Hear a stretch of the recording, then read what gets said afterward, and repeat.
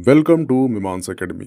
ये लेक्चर है MP tech का और एमपी टेक के अंतर्गत जो आपका सब्जेक्ट दिया गया है विज्ञान यूनिट 11, उसके अंतर्गत हम पढ़ेंगे आज प्रजनन कि कुछ जो महत्वपूर्ण एमसीक्यू होंगे वो करेंगे। ठीक है, पहला क्वेश्चन है निषेचन फर्टिलाइजेशन की क्रिया कहाँ पर होती है। तो ध्यान रखना, नर होता है और एक होती मादा। नर का जो युग्मज होता है वो कहलाता है शुक्राणु और जो मादा है उसका जो युग्मक है वो कहलाता है अंडाणु। ठीक है, ये दोनों जो मिलते हैं इनका होता है निषेचन। ठीक है, इसके बाद बनता है ये जायगोट। ठीक है, और जायगोट ही बाद में बनता है भ्रूण और भ्रूण ही बाद में बनता है बच्चा। हुआ क्लियर? तो ये जो फर्टिलाइजेशन या जो निषेचन क्रिया है ये होती है मादा अंडवाहिनी में। इसका आंसर क्या होगा? Option B. हुआ क्लियर? नेक्स्ट क्वेश्चन है मानव शरीर में निम्नलिखित भागों में से किस एक में शुक्राणु डिंब को निषेचित करता है। तो ध्यान रखना, पुरुष का होता है शुक्राणु। जो शुक्राणु होता है, जो महिला होती है, महिला का होता है ओवम, जिसे हम कहते हैं डिंब। डिंब जो नली होती है इसे कहते हैं डिंब वाहिनी नली में ये निषेचित होता है। तो इसका आंसर क्या होगा? ऑप्शन बी, डिंब वाहिनी नली। हुआ क्लियर? नेक्स्ट क्वेश्चन है मादा जनन पथ पहुंचने के पश्चात मानव शुक्राणु अपनी निषेचन क्षमता सुरक्षित रखते हैं। तो जो नर का शुक्राणु होता है जब मादा के जनन पथ जो रास्ता है वहाँ पे पहुँच जाता है, उसके बाद ये पूछ रहा है कि कितने दिनों तक वो निषेचन क्रिया में अपनी क्षमता बनाए रखता है, ये पूछ रहा है। आपने एक दवा सुना होगा टेबलेट 72। टेबलेट 72 जब सेक्स होता है, जब मैथुन क्रिया होती है, अगर उन्हें अपना गर्भ धारण नहीं करना है, जो फर्टिलाइजेशन है वो नहीं करवाना है, तो उसके लिए टेबलेट 72 खाई जाती है ताकि जो मैथुन क्रिया हुई है उसके बाद अगर 3 दिन के भीतर आपने ये दवा खा लिया तो जो शुक्राणु होते हैं वो निषेचन क्रिया में अपनी क्षमता सुरक्षित नहीं रख पाते, यानी इनकी क्षमता कम हो जाती है, जिस कारण से जो फर्टिलाइजेशन है यानी निषेचन है वो नहीं हो पाता। तो ये जो टेबलेट का नाम रखा गया है टेबलेट 72, वो इसलिए रखा गया है क्योंकि शुक्राणु की जो क्षमता होती है वो 2 से 3 दिन तक होती है, यानी 72 घंटे तक वो निषेचन करने में सक्षम होता है। उसके बाद उसकी क्षमता क्षीण हो जाती है। अगर उस वक्त में आपने गोली खा लिया तो जो शुक्राणु होते हैं वो निषेचन क्रिया या फर्टिलाइजेशन करने में सक्षम नहीं होते। तो इसका आंसर क्या होगा? इसका आंसर है ऑप्शन डी, 1 से 2 दिन। हुआ क्लियर? 2 से 3 दिन में हो सकता है इसका आंसर अगर ऑप्शन में रहता तो। हुआ क्लियर? यानी कि जो पुरुष शुक्राणु है ये मादा जो पथ होता है वहाँ पर पहुँचने के बाद 72 यानी 72 घंटे यानी 2 से 3 दिनों तक वो उनमें क्षमता रहती है कि वो फर्टिलाइजेशन कर सकते हैं। इसका आंसर क्या होगा? Option D. हुआ क्लियर आपको? नेक्स्ट क्वेश्चन है मानव भ्रूण का हृदय कब स्पंदन करने लगता है।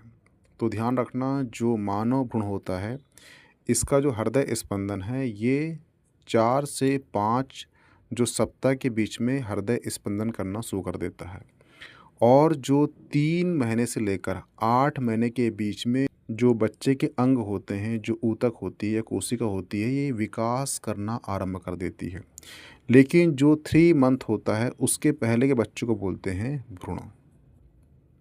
ठीक है, और इसके बाद जो है भ्रूण अवस्था से निकल जाता है क्योंकि यहाँ पर जो है बच्चे के अंग जो है विकसित होने लगते हैं। इसलिए कोई बच्चा अगर 3 महीने के भीतर है तो उसे कहेंगे भ्रूण। जैसे आपने सुना होगा भ्रूण हत्या हो गई, तो भ्रूण हत्या मतलब ये है कि वो जो है 3 मंथ के पहले ही उसको डिसॉल्व कर दिया गया, उसे मार दिया गया। हुआ क्लियर? तो यहाँ ध्यान रखना कि यहाँ से क्वेश्चन करेगा आपसे कि हृदय स्पंदन कब शुरू होता है, तो उसका आंसर है ऑप्शन सी, अपने परिवर्धन के चतुर्थ सप्ताह। हुआ क्लियर? लेकिन यहाँ पे क्वेश्चन करता है कि भ्रूण की अवस्था कौन सी है, तो 3 मंथ। ठीक है, लेकिन यहीं पे क्वेश्चन करता है आपसे कब से कब तक बच्चों के जो शरीर के जो अंग होते हैं ये विकसित होते रहते हैं, तो वो 3 से 8 मंथ के बीच में वो विकसित होते रहते हैं और जो 9 मंथ होता है वहाँ तो बच्चा तैयार हो जाता है। तो इसका आंसर क्या होगा? Option C. नेक्स्ट क्वेश्चन है, निम्नलिखित में से कौन सी कला परिवर्धनशील भ्रूण की सूक्ष्म से रक्षा करती है? तो ध्यान रखना, आपने देखा होगा कि जो माता होती है अगर उसके घर में कोई बच्चा है तो उसका पेट फूल जाता है। तो ये जो बच्चा होता है इस टाइप का,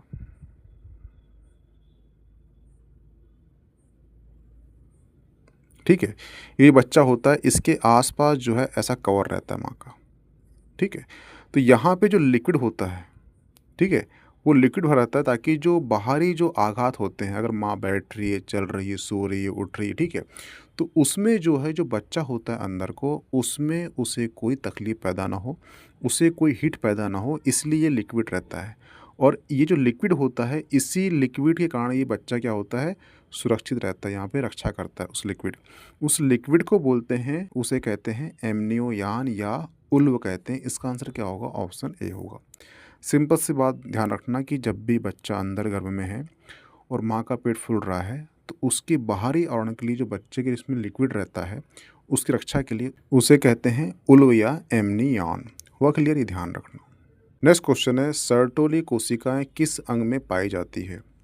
तो ध्यान रखना, 1862 में एक इटालियन फिजियोलॉजिस्ट हुए हैं, उनका नाम है एरिक सर्टोली। क्या नाम था उनका? उनका नाम था एरिक सर्टोली ने इन कोशिकाओं की खोज की थी, इसलिए इनका नाम जो है सर्टोली कोशिकाएं रखा गया है नाम। जो सर्टोली कोशिकाएं होती है ये लूमेन से दूर सूजी नलिकाओं के किनारे पर स्थित होती है और इन्हें सहायक और नर्स कोशिकाओं के रूप में जाना जाता है, क्योंकि जो शुक्राणु होते हैं उसके उत्पादन के लिए जो आवश्यक रासायनिक यौगिक होता है उसका ये स्त्रावण कर शुक्राणु जनन की प्रगति में सहायक होती है। और ये ध्यान रखना कि इन कोशिकाओं का जो उत्पादन है ये पुरुष भ्रूण के विकास के समय होता है। जब पुरुष भ्रूण के विकास का समय निर्देशित होता है, जब Y गुणसूत्र का लिंग निर्धारित होता है, उस समय इस कोशिकाओं का उत्पादन मनुष्य भ्रूण में होता है। तो इसका आंसर क्या होगा? ऑप्शन सी, वृषण में। हुआ क्लियर? ये ध्यान रखना, ठीक है। तो यहाँ पे जो आपके प्रजनन संबंधी जो मोस्ट आईएमपी क्वेश्चन थे वो समाप्त होते हैं। मिलते हैं नेक्स्ट टॉपिक में। Okay, thanks. इसकी पीडीएफ आपको मिल जाएगी मीमांसा एकेडमी के टेलीग्राम चैनल में, तो प्लीज़ ज्वाइन कर लीजिए। Okay, thanks.